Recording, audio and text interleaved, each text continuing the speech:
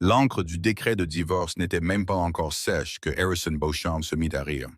Il se tenait au centre de la cour supérieure de Manhattan, ajustant les poignets de son costume billon sur mesure, convaincu qu'il venait de réussir le casse du siècle. Il se débarrassait de sa femme simple et ennuyeuse, Charlotte, la laissant avec une berline rouillée et un appartement en location. Pendant ce temps, il gardait les clés du géant de l'aérospatiale valant des milliards de dollars, Beauchamp Dynamics. Du moins, c'est ce qu'il pensait. Il ne savait pas que la femme assise tranquillement en face de lui ne tremblait pas de chagrin. Elle regardait sa montre. Harrison se voyait comme un roi chassant une paysanne. Il n'avait aucune idée qu'il venait de donner sa couronne à la reine. L'air de la salle d'audience 302 sentait le café réchauffé et les mensonges coûteux. Dehors, la pluie de New York s'abattait contre les lourdes vitres du palais de justice de Center Street, mais à l'intérieur, l'atmosphère était aride et hostile. Harrison Beauchamp était assis, les jambes écartées, occupant autant d'espace que physiquement possible. Il tapotait son stylo plume, une édition limitée M-Long contre la table en acajou. Un clic, clic, clic rythmé qui résonnait comme le tic-tac d'une bombe. À côté de lui était assis Gavin Spector, un avocat spécialisé en divorce si tristement célèbre dans les Hamptons qu'on le surnommait le boucher. De l'autre côté de l'allée était assise Charlotte. Elle portait un cardigan en laine grise qui avait connu des jours meilleurs et n'était pas maquillée. Ses cheveux étaient tirés en un chignon sévère et discret. Elle paraissait petite, vaincue. Pour un observateur non averti, elle était la quintessence de l'épouse délaissée, la femme qui avait soutenu son mari pendant son ascension pour être ensuite poussée du sommet dès qu'il l'avait atteint. Finissons-en, voulez-vous? Ricana Gavin Spector en faisant glisser une épaisse pile de documents sur la table. Mon client a un rendez-vous pour le thé au Liberty National à 3 heures. Il se montre généreux, Charlotte. L'accord comprend la Honda, l'appartement dans le Queens payé pour 6 mois et une somme forfaitaire de 50 000 dollars. En échange, vous renoncez à tous vos droits sur Beauchamp Dynamics, le penthouse de Tribeca, le chalet d'Aspen et tout revenu futur. Harrison eut un sourire narquois sans même la regarder. Il était occupé à envoyer des textos sur son téléphone. Charlotte savait exactement à qui il écrivait. Vanessa, la stagiaire en relations publiques de 24 ans qui s'occupait de redorer l'image de la vie personnelle de Harrison depuis 8 mois. Le juge est prêt à signer, poursuivit Gavin, sa voix dégoulinant de condescendance. Harrison vous fait une faveur. Sans contrat de mariage, nous aurions pu faire traîner ça pendant des années, vider vos économies et vous laisser endetter. Signez les papiers, Charlotte. Allez vous trouver un petit boulot de bibliothécaire. Disparaissez. Charlotte baissa les yeux sur les papiers. Le texte se brouilla légèrement, non pas à cause des larmes, mais à cause de l'audace pure des clauses. Clause 44B. La plaignante, Charlotte, reconnaît n'avoir aucune connaissance ni contribution à la propriété intellectuelle de Beauchamp Dynamics. C'était insultant. C'était cruel. Y a-t-il un problème? Harrison leva enfin les yeux, son regard bleu et froid, dépourvu de la chaleur dont elle se souvenait d'il y a 10 ans, quand ils mangeaient tous les deux des nouilles instantanées dans un sous-sol de Brooklyn. Signe, Char. Ne fais pas ce de scène. Tu sais que tu n'es pas faite pour te battre. Tu es faible. Faible? Répéta Charlotte, sa voix à peine un murmure. Exactement, faible. Tu aimes faire des gâteaux. Tu aimes jardiner. Tu n'aimes pas les litiges. Signe. Prends les 50 000 dollars et achète-toi, je ne sais pas, de la laine. Harrison gloussa et Gavin se joignit à lui, un sourire de requin s'étalant sur son visage. Charlotte prit le stylo. Sa main ne tremblait pas. Le juge, l'honorable Silas Weatherby, regarda par-dessus ses lunettes. Madame Beauchamp, comprenez-vous le document que vous signez? Il s'agit d'une séparation complète des biens. Vous renoncez à un patrimoine conjugal de plusieurs milliards de dollars. Je comprends, votre honneur, dit Charlotte, la voix ferme. Et vous êtes satisfaite des 50 000 dollars? Demanda le juge Weatherby, un froncement de sourcils incrédule plissant son front. Même lui semblait dégoûté par l'avidité de Harrison. Je suis satisfaite que ce document mette fin à mon mariage avec M. Beauchamp, dit Charlotte avec soin, et qu'il sépare légalement et complètement nos identités financières, avec effet immédiat. Super, elle a compris, lança Harrison. Signe. Charlotte pressa le stylo sur le papier. Le grattement de la plume fut le seul son dans la pièce. Charlotte A. Kensington. Elle n'utilisa pas son nom de famille. Elle utilisa le sien. C'est fait, dit-elle en repoussant les papiers. Harrison les attrapa comme s'ils étaient en or. Il se leva, boutonnant sa veste. Enfin! Mon Dieu, c'était épuisant. Il se tourna vers Gavin. Fais le virement sur son compte. Partons d'ici. Vanessa nous attend au Bernardin. Il ne dit pas au revoir. Il ne regarda pas en arrière. Il sortit de la salle d'audience, les lourdes portes se refermant derrière lui avec un bruit sourd et final. Charlotte resta assise. Madame Kensington, demanda doucement le juge. Vous êtes libre de partir. Charlotte plongea lentement la main dans son grand sac fourre-tout usé. Elle en sortit un iPad noir et élégant et un téléphone qui n'était certainement pas le modèle fissuré qu'elle utilisait devant Harrison. Elle tapota l'écran. Sa posture changea instantanément. L'affaissement de ses épaules disparut. Son menton se releva. La femme au foyer effacé avait disparu, remplacée par quelque chose de complètement différent. « Merci, votre honneur, dit-elle, son ton sec et autoritaire. Je devais juste attendre que l'horodatage sur le décret de divorce soit officiel. » Elle composa un numéro sur son téléphone. « C'est fait. Il a signé la renonciation à ses intérêts dans mes actifs externes pour protéger sa propre entreprise. » Oui. Déclenchez la clause, lancez la fusion et dites au conseil d'administration de Beauchamp Dynamics que je dirigerai la réunion demain matin. Elle se leva, lissant sa jupe. « Je suis désolé, balbutia le juge Weatherby, déconcerté. Avez-vous dit que vous dirigerez la réunion? » Charlotte se retourna, un fantôme de sourire jouant sur ses lèvres. « Harrison pensait protéger son entreprise de moi, votre honneur. Il n'a pas réalisé que son entreprise est insolvable depuis 3 ans. La seule raison pour laquelle elle fonctionne encore, c'est parce qu'elle est financée par une société de capital investissement appelée Helios Capital. Et Charlotte jeta son sac sur son épaule. « Je suis Helios Capital. » Pour comprendre l'ampleur du piège que Charlotte venait de refermer, il fallait remonter 3 ans en arrière. Harrison n'avait pas toujours été un monstre. Quand ils se sont rencontrés, il était un ingénieur brillant mais désorganisé. Et elle était une discrète prodige des mathématiques, travaillant comme actuaire. Ils ont bâti Beauchamp Dynamics ensemble. Il était le visage, le charisme, le vendeur. Elle était la colonne vertébrale. Elle s'occupait des comptes, de la stratégie, de la logistique. Mais elle restait dans l'ombre, préférant l'anonymat. Puis sont venues la célébrité, la couverture de Forbes, les invitations à Davos. Harrison a commencé à croire à sa propre légende. Il a commencé à écouter les flatteurs qui lui disaient qu'il était un dieu et que sa femme n'était qu'un poids mort qui ternissait son image. Il y a 3 ans, Beauchamp Dynamics a traversé une crise. Harrison avait misé toute l'entreprise sur un nouveau moteur de propulsion qui a échoué au test de sécurité. L'action a chuté. Les banques ont commencé à appeler. La faillite n'était plus qu'une question de jours. Harrison était rentré ce soir-là, ivre et en larmes. « C'est fini, Char. J'ai tout perdu. » Charlotte l'avait serré dans ses bras, lui caressant les cheveux. « Tout ira bien, Harry. On va arranger ça. »« Il n'y a pas de on, » avait-il crié en la repoussant. « Tu ne comprends rien aux affaires. Tu te contentes de préparer le dîner et de payer la facture d'électricité. J'ai besoin d'un miracle, pas d'un câlin. » Cette nuit-là a brisé quelque chose en Charlotte. Mais elle n'est pas partie. Au lieu de cela, elle s'est mise au travail, utilisant l'argent de son héritage dont Harrison ne savait rien, car il ne posait jamais de questions sur sa famille. Les Kensington, une vieille dynastie bancaire du Connecticut. Elle a créé une société écran, Helios Capital. Par une série d'intermédiaires complexes, Helios Capital a racheté la dette toxique de Beauchamp Dynamics. Ils ont injecté des liquidités, sauvé l'entreprise et pris une participation majoritaire en garantie. Harrison ne l'a jamais su. Il était trop occupé à célébrer sa miraculeuse guérison. Il a raconté à tout le monde qu'il avait trouvé un investisseur mystère grâce à son pur génie. Il n'a jamais cherché à savoir qui possédait Helios. Il se contentait d'encaisser des chèques, mais la trahison ne s'est pas arrêtée à son arrogance. Il y a 6 mois, Charlotte était rentrée plus tôt d'un gala de charité pour trouver une boucle d'oreille en diamant sur sa coiffeuse. Ce n'était pas la sienne. Elle a engagé un détective privé le lendemain. Les photos sont arrivées en moins d'1 semaine. Harrison et Vanessa Dupont.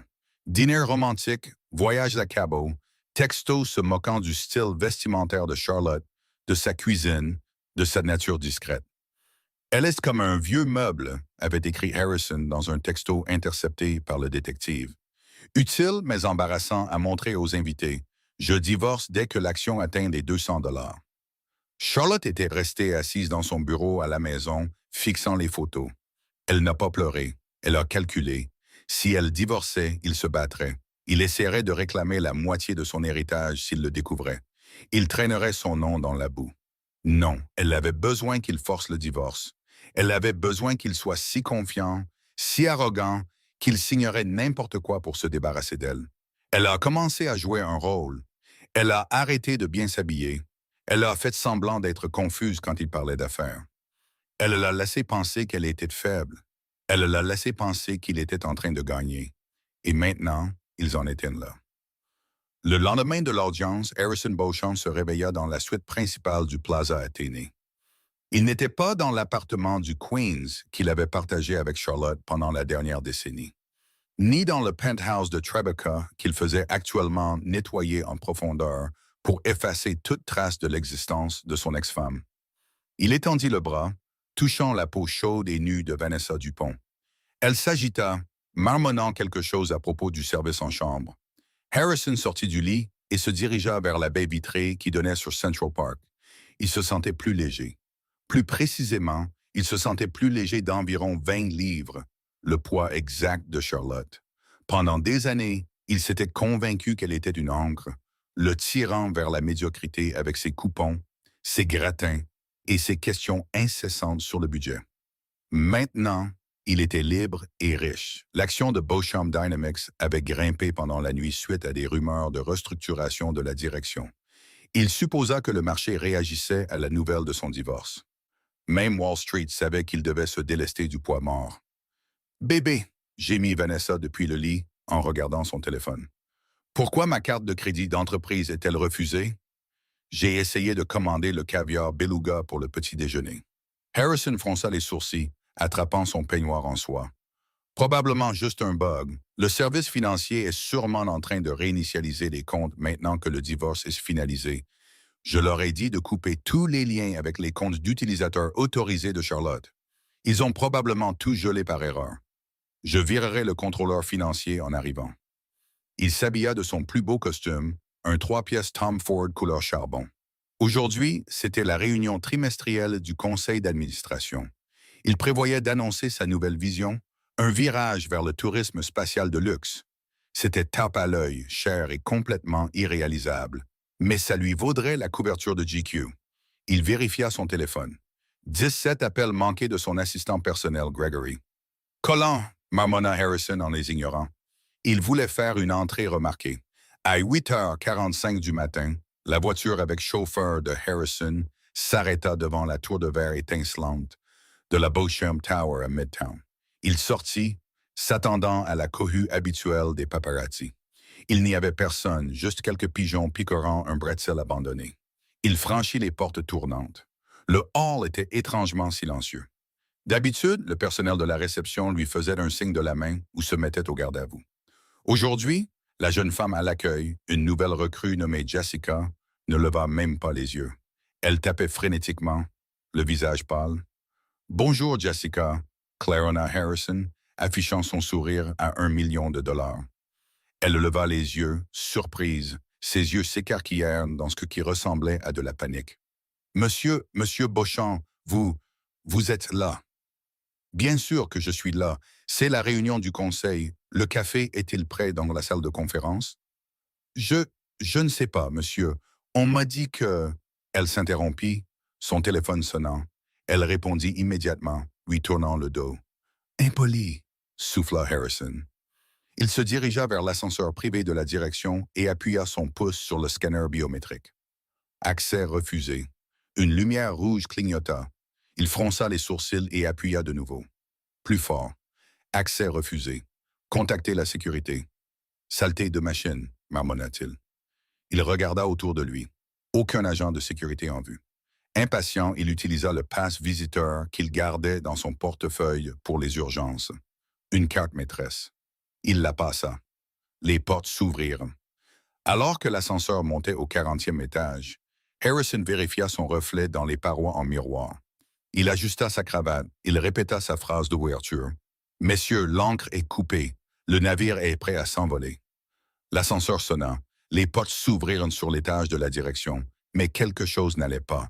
L'effervescence habituelle de l'étage, les téléphones qui sonnent, les jeunes analystes courant partout avec des classeurs, avaient disparu. Le bureau à air ouvert était peuplé, mais tout le monde était immobile. Ils étaient regroupés en petits groupes, chuchotant. Quand Harrison sortit, les chuchotements cessèrent. 50 têtes se tournèrent pour le regarder. Ils ne le regardaient pas avec respect. Ils le regardaient avec quelque chose qui ressemblait à de la pitié et de la peur. « Retournez au travail », aboya Harrison en tapant dans ses mains. « Qu'est-ce que c'est un club de rencontre ?» Personne ne bougea. Gregory, son assistant, sortit de son bureau en courant. L'homme avait l'air sur le point de vomir. Il transpirait abondamment. « Monsieur Beauchamp, j'ai essayé de vous appeler. Vous ne devriez pas être ici. »« De quoi tu parles, Gregory? Je suis le PDG. J'ai une réunion du conseil dans 10 minutes. »« Monsieur, s'il vous plaît, » siffla Gregory, attrapant le coude de Harrison et essayant de le ramener vers l'ascenseur. « Vous ne comprenez pas. La réunion du conseil, elle a commencé il y a 1 heure, et elle est là-dedans. » Harrison s'arrêta net. « Qui est là-dedans? » La lèvre de Gregory trembla. « La nouvelle actionnaire majoritaire. » Harrison rit, un aboiement court et sec d'amusement. « Impossible. Je possède 51% des actions avec droit de vote. Il n'y a pas d'actionnaire majoritaire à part moi. »« Monsieur, les clauses de la dette, » murmura Gregory, ses yeux se dirigeant vers les doubles portes en chaîne de la salle du conseil. « Les clauses d'Helios. Vous avez signé les clauses de conversion il y a 3 ans. Si l'action tombait en dessous d'un certain seuil, ce qui est arrivé hier quand la nouvelle du divorce a fuité, la dette se convertit en action. Helios Capital détient 65% de l'entreprise depuis minuit. » Harrison sentit une pointe glaciale d'adrénaline dans ses entrailles. « Helios? Helios est un partenaire silencieux. Ce n'est que de l'argent. Qui diable les représente? » Gregory ne répondit pas. Il regarda simplement les portes de la salle du conseil. Harrison bouscula Gregory. « Je vais régler ça. Un avocat croit pouvoir détourner mon entreprise. Regardez-moi le détruire. » Il marcha dans le couloir, ses pas lourds sur la moquette épaisse. Il atteignit les doubles portes et les ouvrit violemment à 2 mains. « Très bien » cria Harrison en entrant dans la pièce. « Pour qui vous prenez-vous » La salle du conseil était glaciale. C'est la première chose que Harrison remarqua. La climatisation était réglée sur des températures arctiques. La longue table ovale était occupée par les 12 membres du conseil d'administration. D'habitude, ils étaient assis de manière détendue, sirotant de l'eau pétillante. Aujourd'hui, ils étaient assis droits comme des i, les mains jointes sur la table comme des écoliers fautifs. Au bout de la table, à la place de Harrison, était assise une silhouette. La chaise était tournée dos à la porte, face à la fenêtre qui donnait sur la ligne d'horizon de Manhattan. Tout ce que Harrison pouvait voir était le dos d'un haut fauteuil de direction et une main posée sur l'accoudoir. Une main aux ongles manucurés, peinte d'un rouge sang profond. « J'ai posé une question », exigea Harrison, sa voix résonnant dans la pièce silencieuse. « Qui est assis dans ma chaise? » La chaise pivota lentement. La bouche de Harrison s'ouvrit, mais aucun son n'en sortit. Son cerveau essaya de traiter l'image, mais il se bloqua, comme un ordinateur essayant d'exécuter un programme qui n'existait pas. C'était Charlotte, mais ce n'était pas la Charlotte dont il avait divorcé la veille. Fini le chignon désordonné. Ses cheveux étaient un rideau lisse d'or liquide, coupé en un carré asymétrique et net qui criait de pouvoir. Fini le cardigan en laine grise. Elle portait un tailleur blanc sur mesure qui coûtait plus cher que la voiture de Harrison. Une structure d'épaules marquées et de lignes épurées qui la faisait ressembler à une Jeanne d'Arc des temps modernes, prête pour la guerre. Et son visage. La douceur avait disparu. Ses yeux étaient vifs, calculateurs et totalement dépourvus de pitié. « Bonjour Harrison » dit-elle. Sa voix était douce, basse et commandait instantanément la pièce. « Tu es en retard. »« Charlotte » s'étrangla Harrison. Il regarda les autres membres du conseil. « C'est une blague? Pourquoi mon ex-femme est-elle assise ici? »« Sécurité. »« La sécurité m'obéit maintenant, » dit calmement Charlotte. Elle tapota un doigt sur un épais classeur en cuir devant elle. « Assieds-toi, Harrison. Nous avons des affaires à discuter. »« Je ne m'assois pas. Sors de ma chaise. Tu as signé les papiers. Tu n'as aucun droit ici. » Harrison se jeta en avant, claquant ses mains sur la table. En fait, intervint une voix sèche depuis le coin de la pièce. Harrison tourna la tête brusquement. Assis dans le coin, prenant des notes, ce n'était pas Gavin Spector, son avocat requin. C'était un homme que Harrison reconnut des journaux. Nathaniel Thorne, l'avocat d'affaires le plus cher de New York, connu pour démanteler des monopoles pour le sport. Monsieur Beauchamp, dit Nathaniel en ajustant ses lunettes, vous avez raison de dire que Madame Kensington a renoncé à ses droits sur les biens matrimoniaux. Cependant, Helios Capital n'est pas un bien matrimonial. C'est une entité distincte financée par le Kensington Trust qui est antérieure à votre mariage. Et depuis minuit une ce matin, Helios Capital a exercé son droit de convertir ses créances sur Beauchamp Dynamics en actions avec droit de vote de catégorie A. Harrison le fixa, puis se tourna vers Charlotte. Toi, tu es Helios. Je suis la directrice générale et l'unique bénéficiaire de Helios Capital, dit Charlotte, sa voix glaciale. J'ai racheté ta dette il y a 3 ans, Harrison, quand tu pleurais par terre parce que tu avais mis l'entreprise en faillite avec ce moteur de propulseur raté. Je t'ai sauvé. Je t'ai renfloué. Toi, le visage de Harrison devint violet. Tu m'as piégé. J'ai protégé mon investissement, corrigea-t-elle. Je t'ai laissé jouer au PDG parce que cela maintenait la stabilité de l'action pendant que je restructurais les finances. Mais tu es devenu un handicap, tes dépenses, ton comportement erratique, tes choix de personnel. Elle jeta un coup d'œil à l'écran à l'autre bout de la pièce. Sur l'écran se trouvait une photo de Vanessa Dupont. Nous avons audité les comptes de l'entreprise, dit Charlotte.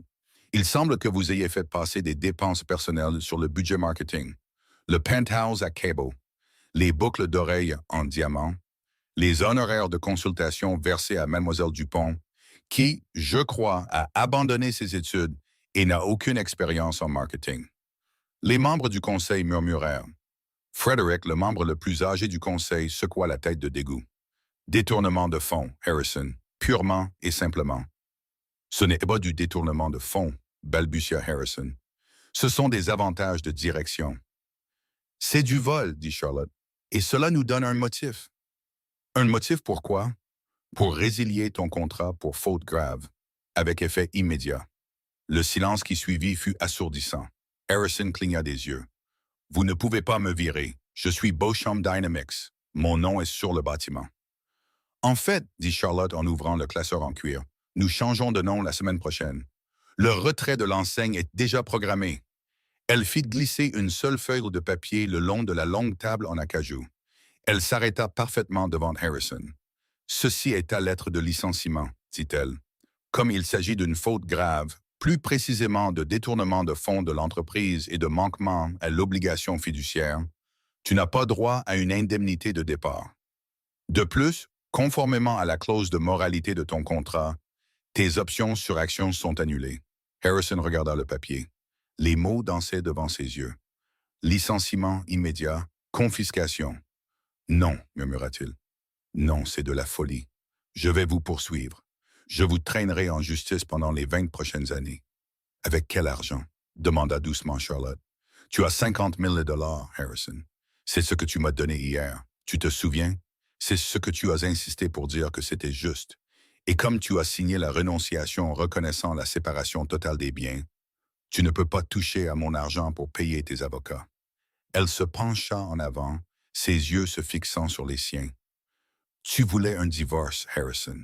Tu voulais te libérer de la femme ennuyeuse qui te freinait. Eh bien, félicitations, tu es libre. Harrison regarda autour de la pièce. Il regarda Frederick, les autres membres du conseil, des hommes et des femmes avec qui il avait joué au golf, dîné, ri. Ils détournèrent tous le regard. Ils savaient où se trouvait le pouvoir maintenant. Frederick, plaida Harrison, tu ne peux pas la laisser faire ça. Frederick s'éclaircit la gorge. Les chiffres ne mentent pas, Harrison. L'entreprise est techniquement insolvable sans l'injection d'Helios. Charlotte, Mademoiselle Kensington, est la seule raison pour laquelle nous ne sommes pas tous en prison fédérale pour délit d'initié. C'est elle la patronne. Harrison sentit la pièce tourner. Il s'affaissa sur la chaise la plus proche, une simple chaise d'invité, pas le cuir de direction auquel il était habitué. Pourquoi, croassa-t-il en regardant Charlotte, pourquoi ne me l'as-tu pas simplement dit? Nous aurions pu la diriger ensemble.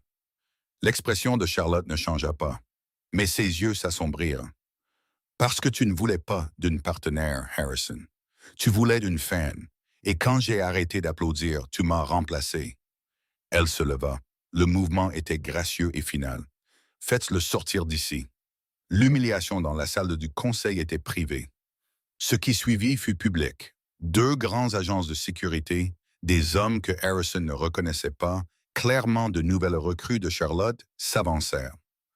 Monsieur Beauchamp, dit l'un d'eux, la voix plate, veuillez rendre votre badge, votre téléphone et votre ordinateur portable. Mon téléphone?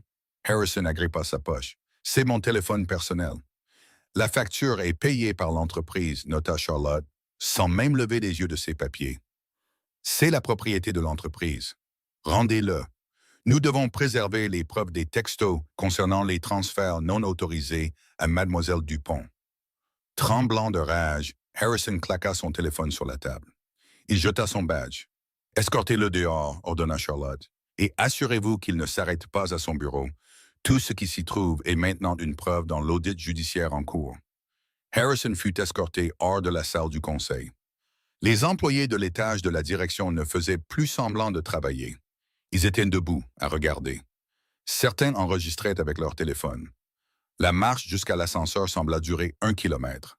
Harrison garda la tête haute, essayant de maintenir un semblant de dignité, mais son visage le brûlait.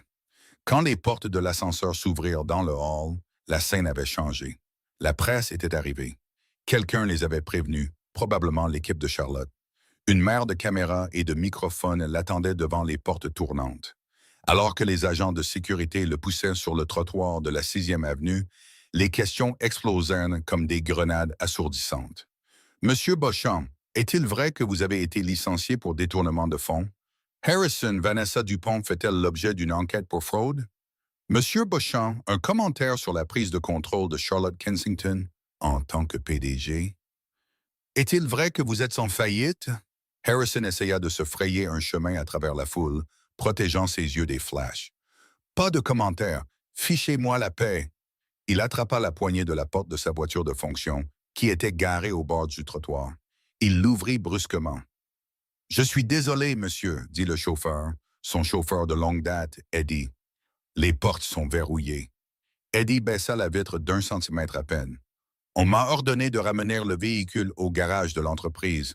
Vous n'êtes pas autorisé à être transporté. »« Eddie, c'est moi. Ouvre cette satanée porte, » hurla Harrison en frappant sur la vitre. « Désolé, monsieur Beauchamp, j'ai une retraite à préserver. Mademoiselle Kensington est très stricte sur l'utilisation non autorisée des biens de l'entreprise. » Eddie remonta la vitre et s'éloigna, laissant Harrison debout sur le trottoir dans un nuage de gaz d'échappement. Les paparazzis se déchaînèrent. Le milliardaire abandonné sur le trottoir. C'était la photo du siècle. Harrison resta là, bloqué. Il fouilla dans sa poche pour prendre son téléphone et appeler un Uber avant de réaliser qu'il n'avait pas son téléphone. Il l'avait rendu à l'étage. Il tâta ses autres poches. Portefeuille. Il avait son portefeuille. Il se retourna pour courir. Courir pour s'éloigner des caméras. Il sprinta le long du pâté de maison, se réfugiant dans un Starbucks juste pour échapper aux lumières clignotantes. Respirant lourdement, il s'approcha du comptoir. Le barista le dévisagea. Harrison Beauchamp en costume 3 pièces, en sueur et les yeux hagards. « Un café, » haleta Harrison. « Noir. »« Ce sera 3,50 $, dit le barista. Harrison sortit sa carte American Express noire, la carte sans limite, la carte en titane. Il la passa. Bip. Refusé. Il la passa de nouveau. Bip. Refusé. Essayez celle-ci, dit-il en sortant d'une visa. Refusé. Monsieur, il est indiqué que la carte a été déclarée volée, dit le barista, mal à l'aise. Harrison se figea. Charlotte. Elle avait annulé les cartes communes, mais les personnelles. La banque devait avoir tout gelé en attendant l'enquête pour fraude qu'elle avait mentionnée. Il regarda dans son portefeuille. Il n'avait pas d'argent liquide. Il n'en portait jamais. Les riches n'ont pas besoin d'argent liquide. Harrison regarda la file de gens derrière lui. Il le fixait. Quelqu'un chuchota. « Hey, ce n'est pas le type des infos? Celui qui a trompé sa femme. » Harrison se retourna et sortit en courant du café. Il n'avait pas de voiture, pas de téléphone, pas d'accès à l'argent. et il était à 50 pâtés de maison de l'appartement où vivait Charlotte, qui était techniquement le seul endroit dont il avait les clés, si elle n'avait pas encore changé les serrures. Il se mit à marcher. Il se mit à pleuvoir.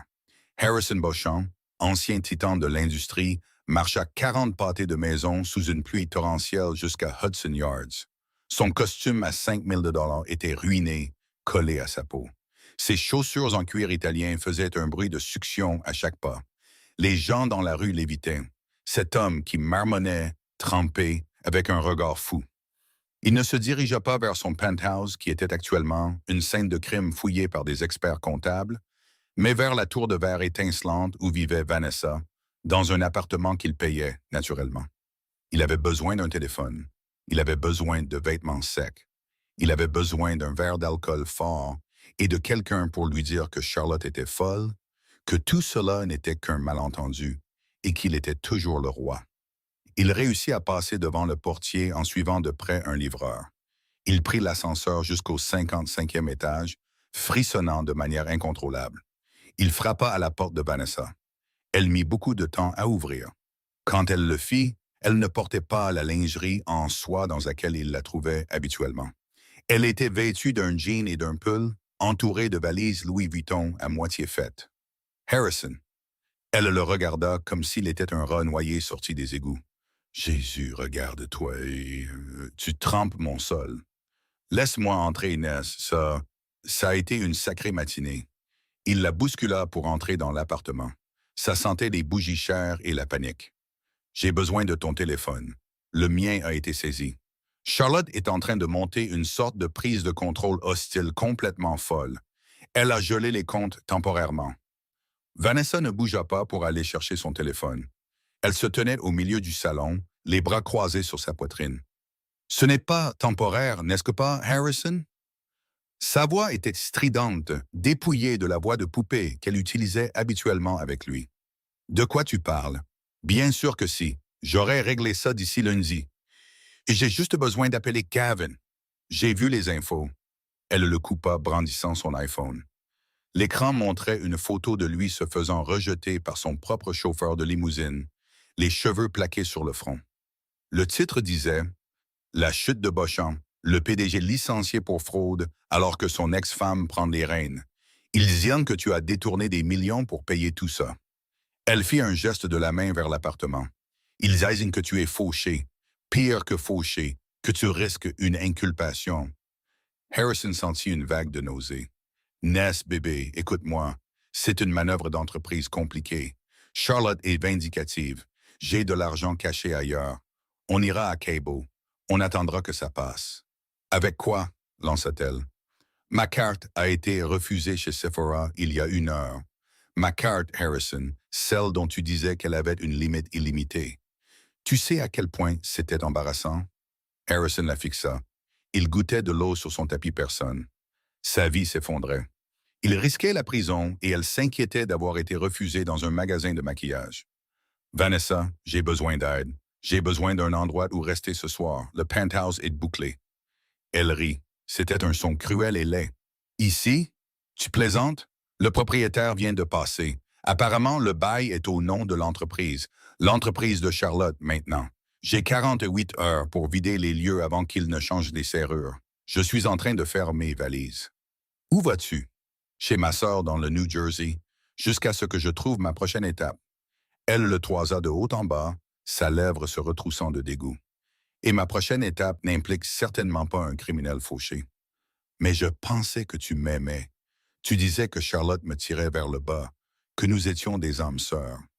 J'aimais le style de vie, Harrison. J'aimais les jets privés et les cartes noires. Je n'ai pas signé pour ça. Elle désigna sa forme détrempée et pathétique. Tu n'es plus personne maintenant. En fait, tu es pire que personne. Tu es un handicap. S'ils enquêtent sur toi pour fraude, ils pourraient s'en prendre à moi pour recel de biens volés ou je ne sais quoi. Tu dois partir. Vanessa, dégage, hurla-t-elle, attrapant l'une des épaules mouillées de sa veste et le poussant vers la porte.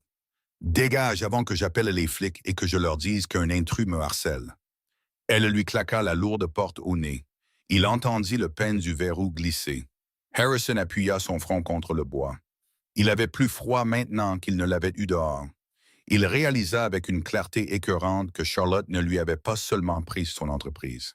Elle avait dépouillé l'illusion de toute sa vie. Le respect, la peur, l'amour, rien de tout cela n'avait été réel. Tout avait été acheté avec de l'argent qui n'était même pas vraiment le sien. Il se détourna de la porte et retourna vers l'ascenseur, laissant derrière lui une traînée d'eau et de dignité à chaque pas. Il n'avait nulle part où aller, sauf vers le bas.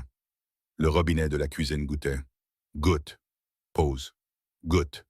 Pour Harrison Beauchamp, un homme qui avait passé les 5 dernières années habitué au bourdonnement silencieux et pressurisé des systèmes de climatisation des suites de luxe et des cabines insonorisées des jets Gulfstream, le bruit était exaspérant.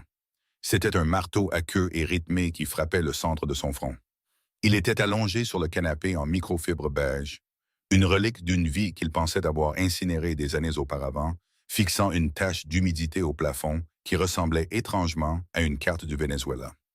L'appartement, unité 3B du vieil immeuble en briques d'Astoria, dans le Queens, sentait exactement comme dans ses souvenirs.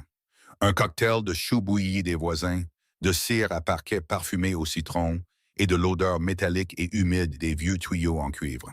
Cela faisait 72 heures que Vanessa l'avait mis à la porte de l'appartement de Hudson Yards. 72 heures que ses cartes de crédit s'étaient transformées en rectangles de plastique inutiles. 72 heures qu'il était devenu le paria le plus tristement célèbre de New York. Harrison n'avait pas mangé un vrai repas depuis 2 jours. Son estomac se tordait d'un mélange de faim et de bile. Il avait déniché une boîte de crackers salés rassis au fond du garde-manger, des crackers qui dataient peut-être de 2015, et les avait avalés avec de l'eau tiède du robinet. Il n'osait pas sortir. Les paparazzi étaient partis, ayant réalisé qu'il n'était ni au Ritz ni dans les Hamptons, mais il était terrifié à l'idée d'être reconnu par une personne ordinaire. La honte était un poids physique qui l'enfonçait dans les coussins déformés. Il ferma les yeux, essayant de retrouver la sensation de son costume Brian sur mesure, le poids de sa montre Patek Philippe. Mais tout ce qu'il sentait, c'était le coton rêche du T-shirt taché qu'il avait trouvé dans un sac sous-vide dans le placard, et la sensation fantôme de menottes. Le silence de l'appartement fut soudainement brisé par 3 coups secs à la porte.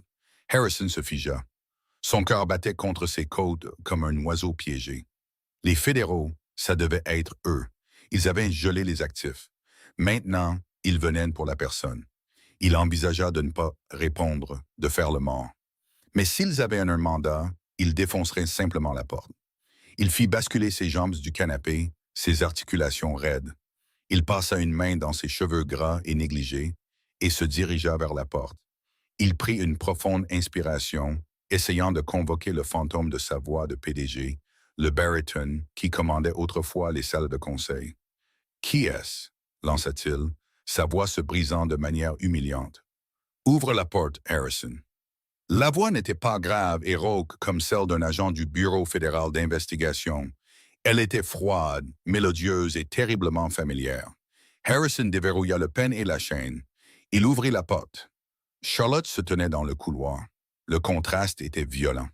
Le couloir était sombre, éclairé par un tube fluorescent vacillant qui bourdonnait comme un insecte mourant. Les murs étaient peints d'un jaune institutionnel peu attrayant. Et là, debout sur le linoléum fissuré, se trouvait un avatar de la richesse pure et sans mélange.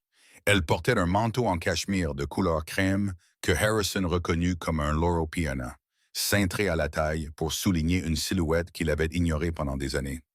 En dessous, il aperçut une robe bleu marine structurée. Elle portait de grandes lunettes de soleil écaillées de tortue qu'elle retira lentement en le regardant. Ses yeux ne contenaient pas de colère. Ils ne contenaient pas de pitié. Ils contenaient la curiosité clinique et détachée d'un scientifique observant un spécimen dans un bocal. « Puis-je entrer » demanda-t-elle. Ce n'était pas vraiment une question. Harrison recula, le combat s'écoulant de lui. « C'est ton appartement. Techniquement. » « Techniquement, corrigea-t-elle en franchissant le seuil, c'est le tien depuis ce matin. » Elle entra dans le petit salon. Le claquement de ses talons loup-boutins sur le sol stratifié bon marché ressemblait à des coups de feu. Elle regarda autour d'elle, son regard s'attardant sur les rideaux délavés. Le griffoir d'un chat mort il y a 4 ans. La pile de vieux magazines National Geographic qui prenaient de la poussière dans un coin. C'est incroyable, murmura-t-elle en passant un doigt ganté sur le dessus du téléviseur. Un écran emplacement encombrant du milieu des années 2000. C'est comme une capsule temporelle, un musée de la médiocrité. Pourquoi es-tu ici, Charlotte? Croassa Harrison. Il resta près de la porte, se sentant en danger en présence de cette nouvelle version de sa femme. Pour savourer ta défaite? Pour me dire que je suis un perdant? Je sais, j'ai compris. Tu as gagné. Charlotte se tourna pour lui faire face. Elle posa son sac Hermès Birkin sur la table à manger bancale, en prenant soin de ne pas le laisser toucher une tache collante. Je ne suis pas venu pour me vanter, Harrison. Se vanter, c'est pour les gens qui ne sont pas sûrs de leur victoire. Je suis tout à fait sûr de la mienne. Elle déboutonna son manteau et s'assit sur le bord du fauteuil, celui dans lequel il s'asseyait pour regarder le football le dimanche pendant qu'elle cuisinait dans la kitchenette. Je suis venu t'apporter les documents de clôture et t'expliquer exactement pourquoi ta vie est finie. Harrison se hérissa. Une étincelle de son ancienne arrogance s'enflamma, cherchant désespérément de l'oxygène. Ma vie n'est pas finie. Je suis Harrison Beauchamp. J'ai fondé une entreprise d'1 milliard de dollars. Tu penses qu'un petit scandale va m'enterrer? C'est de l'Amérique, Charlotte. Tout le monde aime les histoires de retour en grâce. J'écrirai un livre. J'irai sur le podcast de Joe Rogan. Je présenterai ça comme une prise de contrôle hostile par une ex-femme amère. Tu pourrais faire ça, acquiesça Charlotte, comme si elle considérait une stratégie valide. Sauf pour l'inculpation fédérale. Harrison devint glacial. Il n'y a pas d'inculpation. Ce n'étaient que des rumeurs. C'étaient des rumeurs lundi, dit calmement Charlotte. C'est devenu une mise en accusation sous scellé mardi. Et depuis ce matin, quand j'ai remis l'audit judiciaire du département marketing au District Sud de New York, c'est devenu un mandat d'arrêt actif. Elle plongea la main dans son sac et en sortit un épais document relié par une grosse pince. Elle le jeta sur la table basse. Il atterrit avec un bruit sourd. « Qu'est-ce que c'est? » murmura Harrison. « C'est la trace écrite, Harrison. Chaque transaction. Tu as été paresseux. Tu pensais vraiment pouvoir détourner 3 millions de dollars vers une société écran enregistrée au nom de la mère de Vanessa à Nevis et me le cacher? À moi? » Harrison fixa le document. J'allais le rembourser une fois que le contrat du moteur serait signé. Le contrat du moteur qui n'existait pas.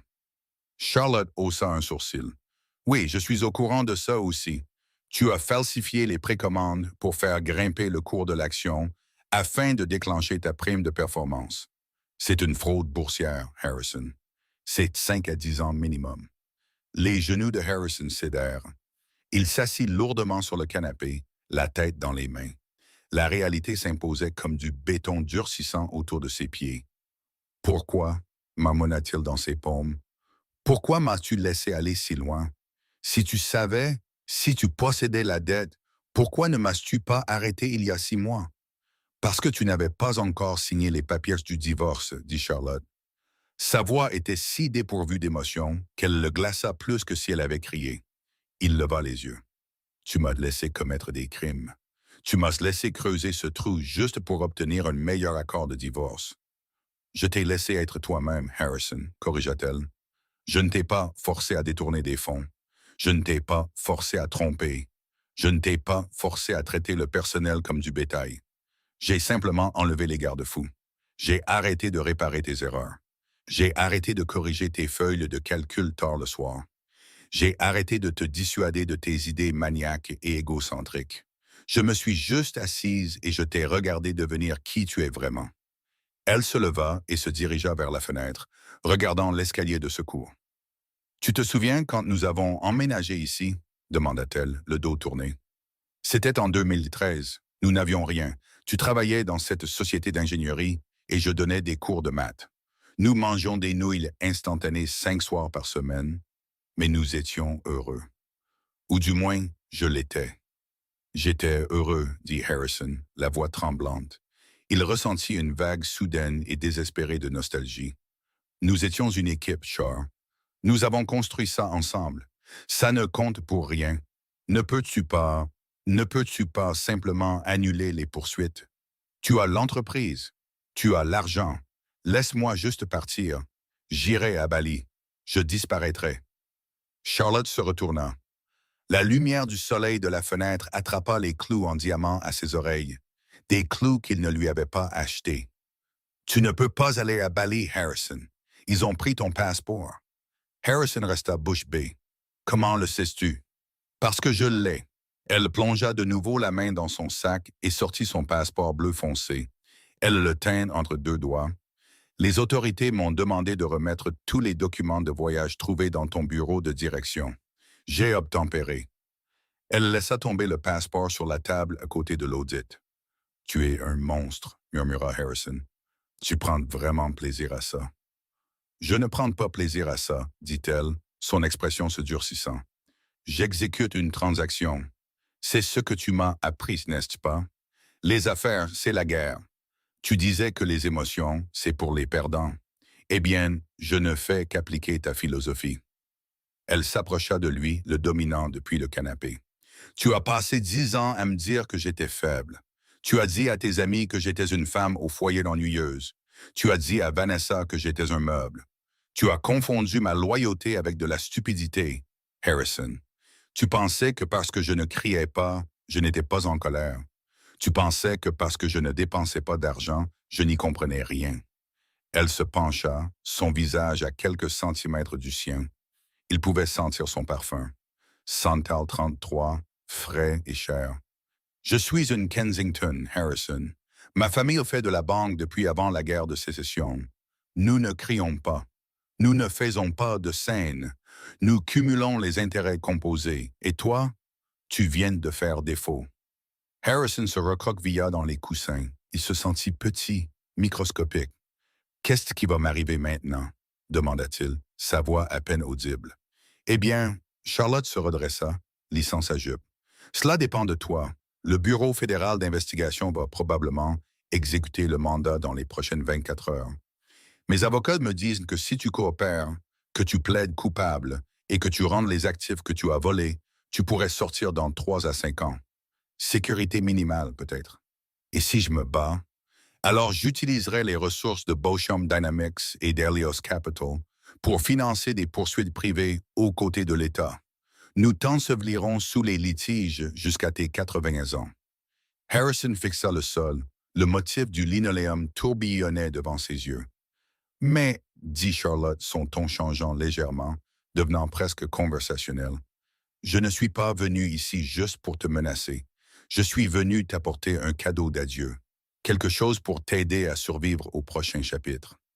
Harrison leva les yeux, une lueur d'espoir s'allumant dans sa poitrine. De l'argent, un avocat? Mieux. Elle plongea la main dans son sac une dernière fois. Elle en sortit un petit porte-clés en argent avec un logo Honda et un sac en plastique de supermarché. Les clés de la Civic, dit-elle en les laissant tomber sur la table. Elle est garée devant. Le plein est fait. Tu en auras peut-être besoin pour te rendre à ta comparution. Harrison fixa les clés. Et le sac? Charlotte posa le sac en plastique sur la table. Il fit un bruit de froissement. De la laine, dit-elle. Harrison cligna des yeux. Quoi? De la laine et des aiguilles à tricoter. De la laine mérinos, en fait, de très haute qualité. C'est une blague? Le visage de Harrison devint rouge. Pas du tout, dit Charlotte, un fantôme de sourire touchant ses lèvres.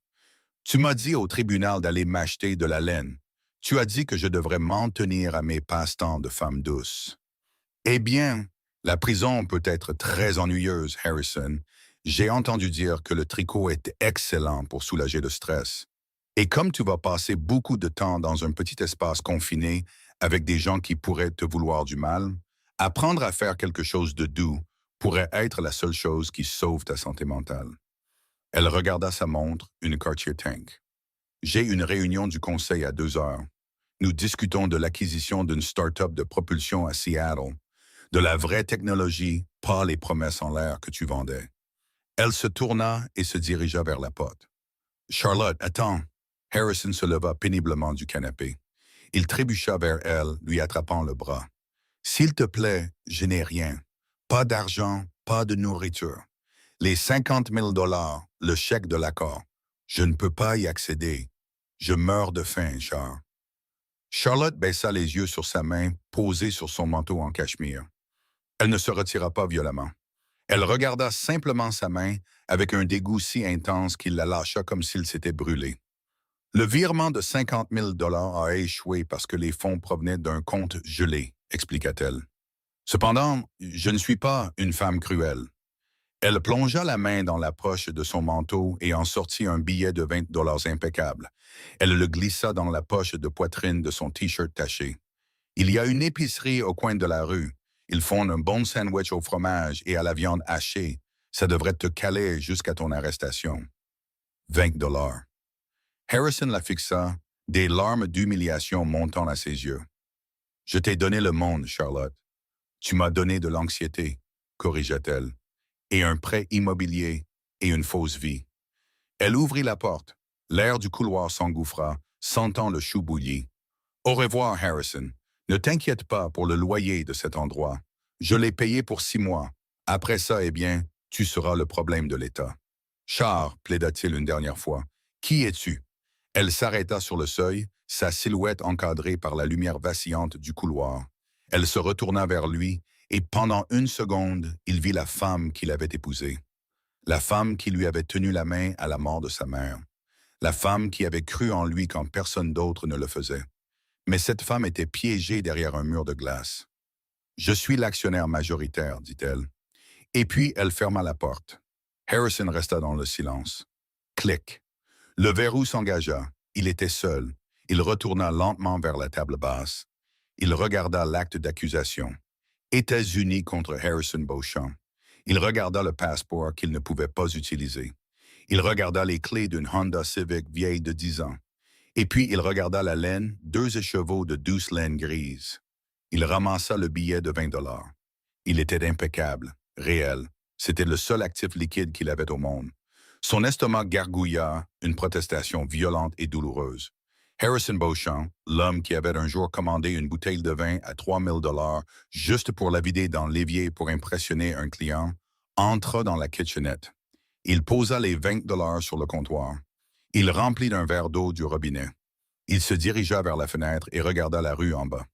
Il vit la Bentley de Charlotte s'éloigner du trottoir, un requin gris et élégant nageant dans l'océan du trafic du Queens.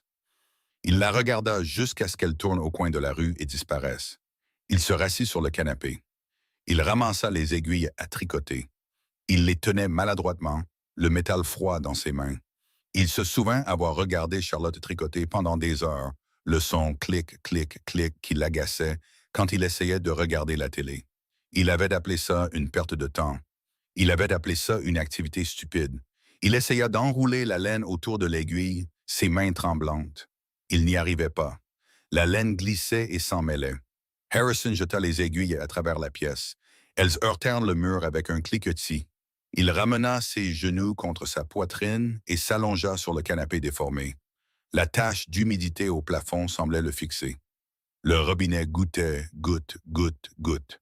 Dehors, au loin, le hurlement d'une sirène commença à monter, devenant de plus en plus fort, se rapprochant. Harrison ferma les yeux et écouta.